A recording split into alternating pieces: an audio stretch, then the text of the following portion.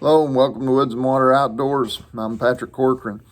Today I wanted to talk to you a little bit about creating different profiles with your hand-tied jigs.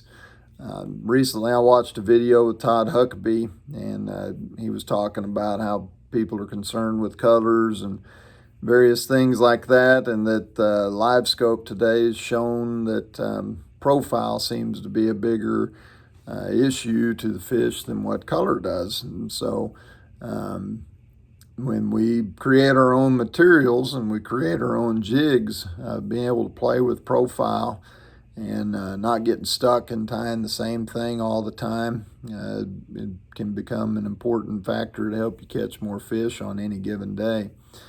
So I think one of the biggest things that we start with is our head design. What type of head are you fishing? A round head, a walleye head, minnow head, the pinch head or axe cut head, whatever. It seems to be a little bit popular right now. And does it have eyes? Does it not? Do you use the holographics or the painted on, or the options out there for head design are pretty much unlimited. And so it comes down to what your preferences are.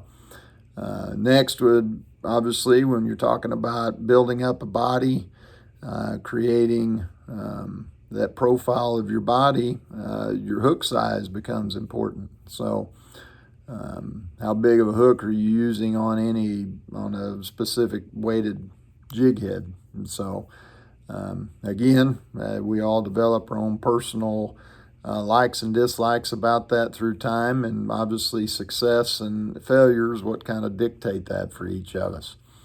So once you get to that point, we start talking about materials and how we create a profile. Well, you have chenilles, you can use feathers, thread, all these different things to create a body. And so as we look here at a couple different styles of jigs, this is a thread body jig with kip tail. This is a 1/32 ounce walleye head. It's probably about 1.5 inches long. And so that's one way that we can design a body. There are the small chenilles out there. This is on a 1/32 ounce round head.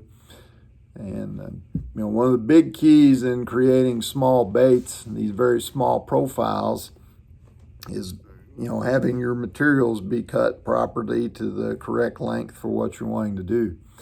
That's been a tough task for me. I have a hard time measuring out the correct length, or I have a hard time putting that little bitty feather on there. So that's something that comes very important to creating those profiles.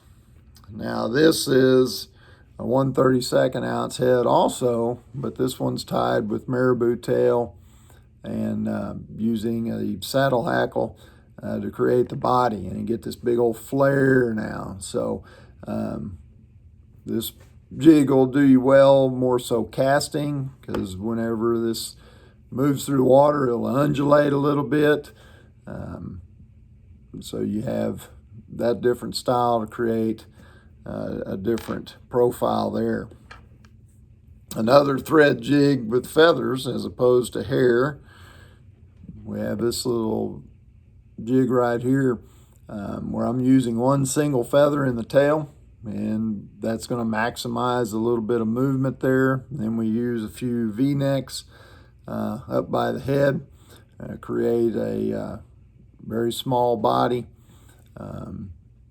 very streamlined jig in the water. Again, I like using walleye heads for any of my thread neck jigs or thread body jigs in general. So just a little interesting profile there. The hardest thing that we've had to make is the big paddle tail that you see, beaver tail or whatever it's being called.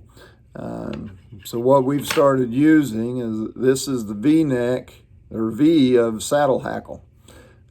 Neck hackle, the V down here is a lot thinner. As you can see, this is real thick fletching. and because it's a little thicker, it won't fold in the water like your neck hackle will, and it creates that paddle effect. We do have a couple tips tied in as well, so when that does get wet, it's going to have that, won't stay V'd. It should close up just a little bit, but in the end, it's got nice thickness for it.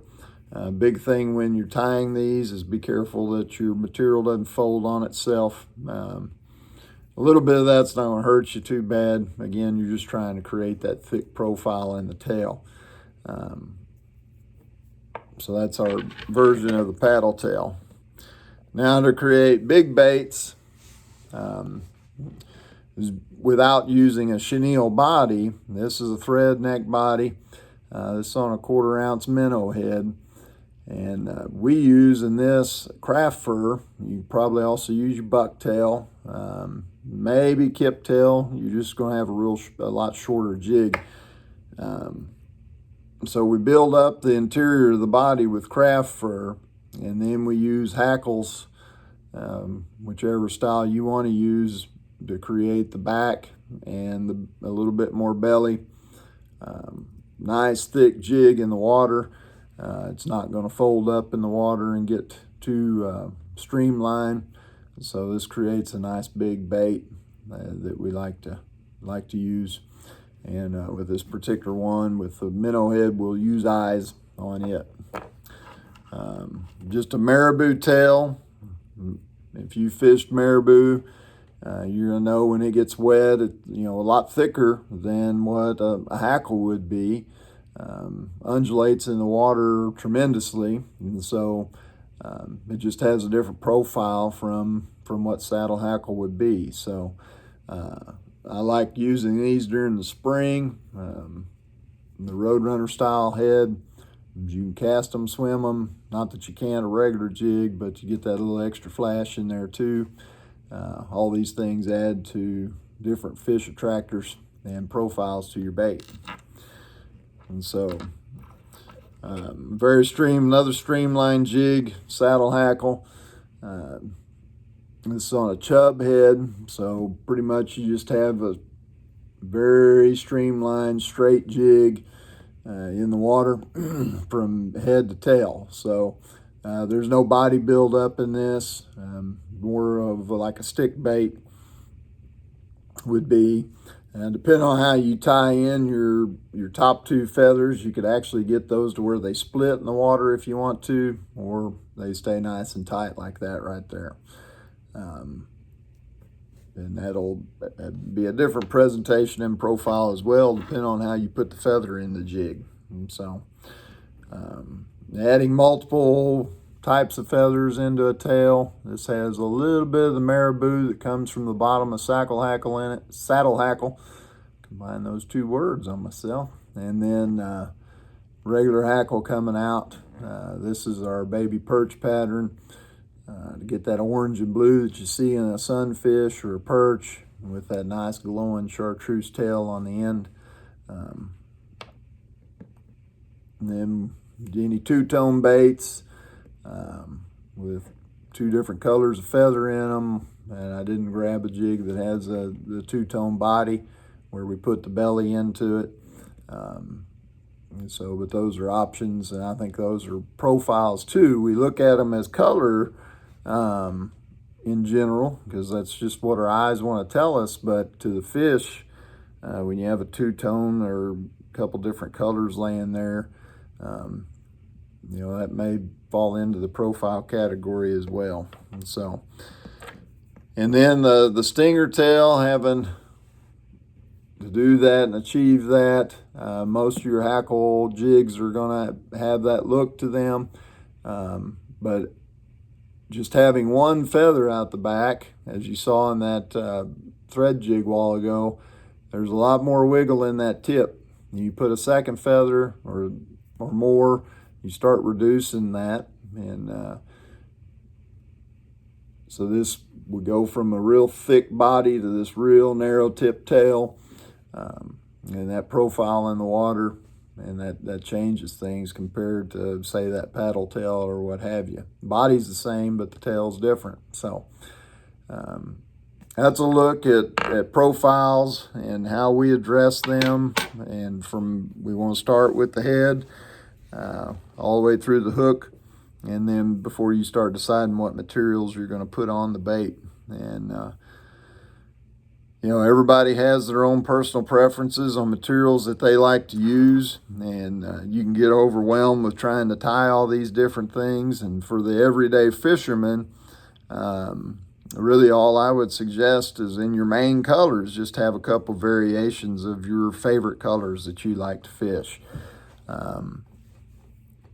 Otherwise, when you expand your base and you have all these different colors and tail feathers and what have you, just stick to your standard ties there to have those variations, because I think most of us probably agree that, color will make a difference at some point. And so you're fishing the same profile jig as the next guy beside you, and he's catching fish left and right, and there's no difference in your depth. Only difference is he's fishing pink and chartreuse and you have black and blue on. And so at some point, I think color will make a difference. So just don't overwhelm yourself with tackle and having all these designs tied in everything you want to try to have in your box. So just stick to your favorites and work out from there. And hopefully this helps. And if there's any of these profiles you'd like to see tied, we'll put together a video for you and show you how we do it. And good luck, good fishing, and have a good day. Thanks for watching Woods and Water Out.